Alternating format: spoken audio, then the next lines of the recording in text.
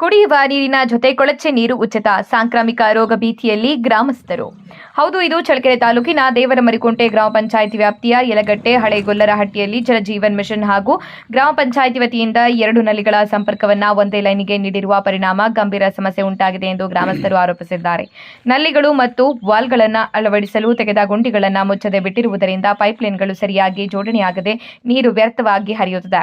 ಮಳೆ ಹಾಗೂ ತ್ಯಾಜ್ಯ ನೀರು ಆ ಗುಂಡಿಗಳಲ್ಲಿ ತುಂಬಿ ಮತ್ತೆ ಕುಡಿಯುವ ನೀರಿನ ಪೈಪ್ಗಳಲ್ಲಿ ಮಿಶ್ರಣವಾಗುತ್ತಿರುವುದು ಆತಂಕಕ್ಕೆ ಕಾರಣವಾಗಿದೆ. ಇದೇ ವೇಳೆ ನೀರು ಸಂಗ್ರಹಣಾ ಟ್ಯಾಂಕ್ಗಳಲ್ಲಿ ಪಾಚಿ ಕಟ್ಟಿರುವುದು ಹಾಗೂ ಸ್ವಚ್ಛತೆ ಕಾರ್ಯ ಕೈಗೊಳ್ಳದ ಕಾರಣ ಸಾಂಕ್ರಾಮಿಕ ರೋಗಗಳ ಭೀತಿ ಎದುರಾಗಿದೆ ಎಂದು ಗ್ರಾಮಸ್ಥರು ತಿಳಿಸಿದ್ದಾರೆ. ತಕ್ಷಣವೇ ಪೈಪ್ಲೈನ್ ಕಾಮಗಾರಿ ಸರಿಪಡಿಸಿ ಗುಂಡಿಗಳನ್ನು ಮುಚ್ಚಿ ಟ್ಯಾಂಕ್ಗಳ ಸ್ವಚ್ಛತೆ ಮಾಡಬೇಕು ಎಂದು ಸಂಬಂಧಪಟ್ಟ ಅಧಿಕಾರಿಗಳಿಗೆ ಗ್ರಾಮಸ್ಥರು ಒತ್ತಾಯಿಸಿದ್ದಾರೆ.